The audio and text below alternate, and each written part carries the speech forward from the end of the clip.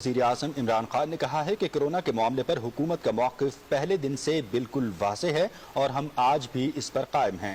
قومی اسمبلی میں خطاب کرتے ہوئے انہوں نے کہا کہ دنیا کی سب سے بڑی معیشت امریکہ بھی غیر معینہ لاک ڈاؤن برداشت نہیں کر سکتا۔ وزیر اعظم عمران خان نے اپنے خطاب میں ٹڈی دل، معیشت، نظام تعلیم اور خارجہ پالیسی پر تفصیل سے روشنی ڈالی۔ تفصیل سے آگاہ کریں گے ریاض برکی۔ وزیر اعظم عمران خان نے کہا کہ کورونا کا بحران شروع ہوا تو پاکستان کی صورتحال یورپ اور دیگر امیر ملکوں سے مختلف تھی۔ لوگوں کو کورونا کے ساتھ ساتھ غربت سے بھی بچانا تھا اور حکومت ایک متوازن حکمت عملی اپنانے میں کامیاب رہی۔ بار بار یہ کہا جا رہا ہے کہ کنفیوژن تھی۔ اگر کسی ملک کی گورنمنٹ میں کنفیوژن نہیں تھی وہ ہماری گورنمنٹ تھی۔ 13 مارچ کو ہم نے لاک ڈاؤن کیا۔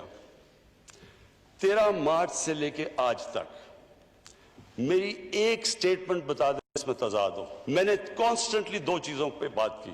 اگر آپ کی سنگاپور کی آبادی ہے، اگر آپ کے پاس $50,000 پر کیپٹا انکم ہے، اگر آپ کی نیچرل سوشل ڈسٹنسنگ ہے، تو سب سے بہترین چیز اس کو روکنے کی ہے کہ بالکل کرفیو لگا دو۔ لیکن میں نے یہ بھی کہا کہ جو ہمارا ملک کی کنڈیشنز ہیں، ہمیں یہ سوچنا پڑے گا کہ اگر ہم یہ کرنے جا رہے ہیں تو وہ غریب طبقے کے اوپر کیا امپیکٹ پڑے گا۔ وزیر اعظم عمران خان نے کہا کہ IMF کے اعداد و شمار کے مطابق کورونا کے باعث دنیا بھر کی معیشتوں کو اب تک $12 ٹریلین کا نقصان ہو چکا ہے۔ کسی کو پتہ نہیں کہ یہ بحران کب تک چلے گا اور اس سے مزید کتنا نقصان ہوگا۔ جو ہمیں اکانومی ملی، یہ پاکستان کی تاریخ کا ان ڈالر ٹرمز سب سے بڑا ڈیفیسٹ تھا $20 ارب کا۔ 2013 میں 16,000 ارب روپے کا قرضہ تھا۔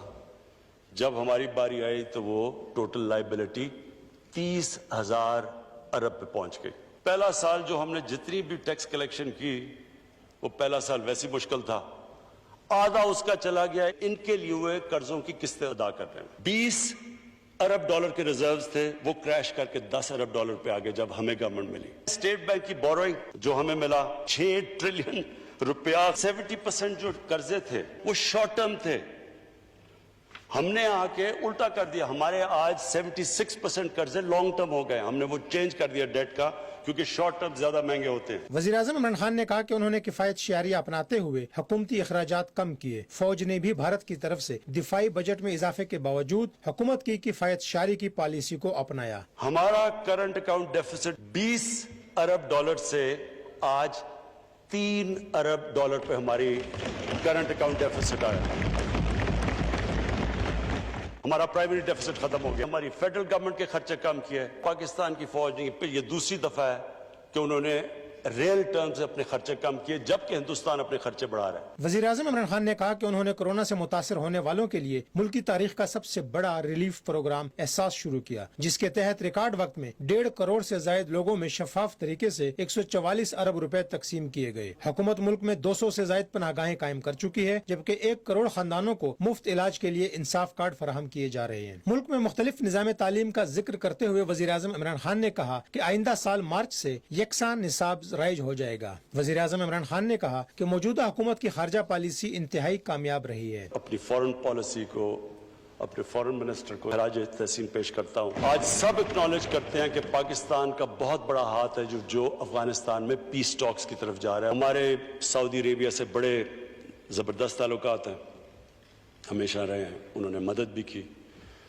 دوسری طرف ایران ہمارا ہمسایہ ہے۔ بڑے فخر سے کہتا ہوں کہ ہمیں دونوں نے ریکویسٹ کیا، ایران نے بھی ریکویسٹ کیا، سعودی عربیہ نے بھی ریکویسٹ کیا کہ آپ کوشش کریں کہ ہمارے تعلقات بہتر کریں، اور ہم کر رہے ہیں کوشش۔ ہم وہ ملک انشاءاللہ بنیں گے جو لوگوں کو اکٹھا کریں گے، ملکوں کو، اور انشاءاللہ مسلمانوں کو اکٹھا کرنے کی کوشش کریں گے۔ وزیر اعظم عمران خان نے کہا کہ بھارت میں نازی طرز کی سوچ پروان چڑھ رہی ہے۔ نریندر مودی مسلمانوں کے ساتھ ساتھ ہندوؤں کے لیے بھی بڑا عذاب بن چکا ہے۔ مغربی میڈیا پر پہلی بار مقبوضہ کشمیر کو پذیرائی مل رہی ہے۔ وزیر اعظم عمران خان نے کہا کہ بھارت 80 لاکھ کشمیریوں کو زیادہ دیر تک بندوق کے زور پر قابو میں نہیں رکھ سکتا اور کشمیریوں کی جدوجہد کامیابی سے ہمکنار ہوگی۔ ریاض برکی، پاکستان ٹیلی ویژن نیوز، اسلام آباد۔